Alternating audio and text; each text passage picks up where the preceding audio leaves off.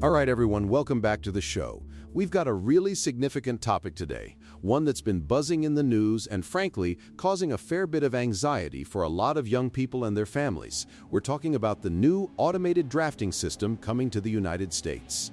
Yeah, Ingo, it's huge. I mean, the idea that come December 2026, able-bodied young adults will be automatically registered for military service, that's a game changer. It's not just a sign-up sheet anymore, it's practically a pre-enrollment. Exactly. And I think the automated part is what's really catching people's attention. For decades, it's been the selective service system, where young men had to manually register when they turned 18. Now, it sounds like that burden, or that responsibility, depending on how you look at it, is being shifted entirely by technology. Right, and to be clear, we're talking about automatic registration, not automatic induction. It's a crucial distinction, but the implication, the readiness, is certainly heightened. The goal, as it's been presented, is to create a more efficient, comprehensive, and potentially fairer system for national defense readiness. But fairness, I mean, that's debatable, isn't it? When you're talking about automation, you're also talking about algorithms, data collection, and who's included or excluded. What does able-bodied even mean in this context? Is it purely physical? What about mental health considerations that aren't always immediately apparent in a database? Those are excellent points, Eric. And the devil, as always, will be in the details of the implementation. From what we understand, the system is designed to leverage existing federal and state databases. Things like DMV records, social security numbers, school enrollment data. The idea is to create a seamless, nearly invisible registration process. And that's where the efficiency argument comes in.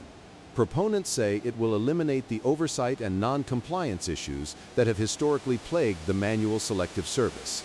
No more forgotten registrations, no more fines for non-compliance. Everyone eligible is in the system, by default. I get the efficiency, I really do. But it also feels a little dystopian, doesn't it? This idea that the government automatically knows who you are, where you are, and that you're available for service without you having to actively do anything. It changes the dynamic of citizenship and personal agency. I can see why it would feel that way, Eric. Historically, even with the selective service, there was a conscious act of going, filling out a form, signing up. It was a tangible connection to civic duty, or perhaps a perceived infringement on liberty, depending on your viewpoint. With automation, that act disappears, and it becomes a passive state of being. Let's dig into the why a bit. The official line points to national security preparedness. In an increasingly complex global landscape, maintaining a robust and ready reserve is paramount. The current system, while functional, has always had gaps. This new automated approach aims to plug those gaps and ensure a wider, more inclusive pool of potential draftees. But isn't there also a concern about who this wider, more inclusive pool disproportionately affects? We know that historically, drafts have often hit lower-income communities or minority groups harder. While automation could theoretically be fairer by being universal, it could also just automate existing inequalities if not designed with extreme care. That's a very valid concern, Eric. The language around able-bodied is particularly interesting here. Will there be automated medical screenings through linked health records? That raises enormous privacy questions. Or will it simply be a broader sweep, and then the exemptions and deferments are handled later, post-registration, as they always have been? My understanding is that the initial registration will be broad, based on age and general physical markers derived from available data. The more detailed medical, educational, or occupational deferment processes would still likely occur if a draft were to be initiated. The automation is primarily for the initial registration phase, ensuring everyone who should be in the system is. So it's essentially a massive pre-screening system. It feels like the government is building an incredibly detailed, ready-to-activate roster. And for young people hitting 18, 19, 20, this just adds another layer of stress to an already tumultuous time of life. Absolutely. Imagine you're just turning 18, thinking about college, a job, maybe traveling. And now, without you even lifting a finger, you're officially part of a national defense registry.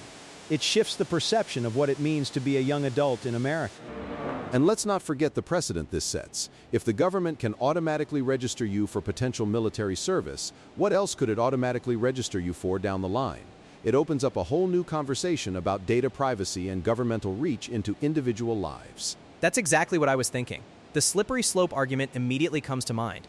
While the stated intent is for national security, the infrastructure it creates could theoretically be repurposed or expanded in ways we can't foresee right now. It's a powerful tool, and with great power comes, well, It certainly prompts questions about oversight.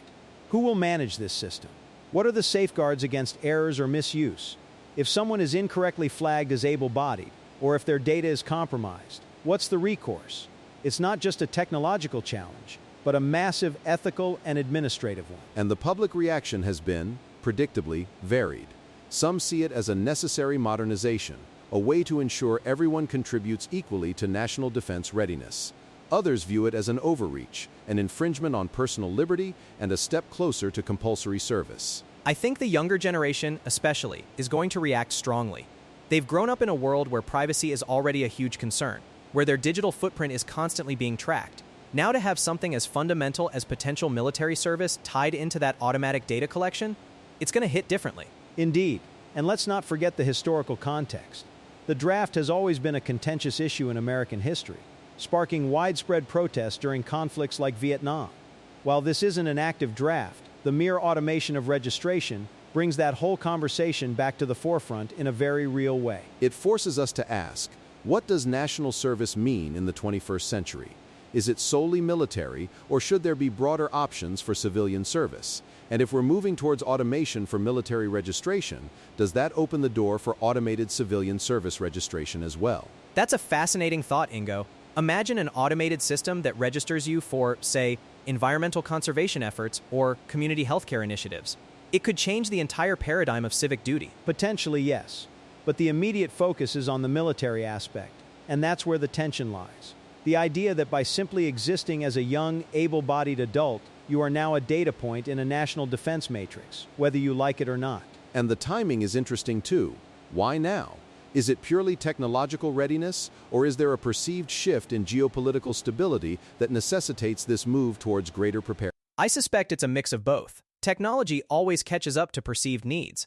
And with global conflicts simmering and recruitment numbers sometimes struggling, this offers a fallback, a way to ensure the pool is there should it ever be needed in a crisis. It's an investment in future readiness, definitely. But it comes at a cost, not just financially, but in terms of public trust and the redefinition of individual autonomy.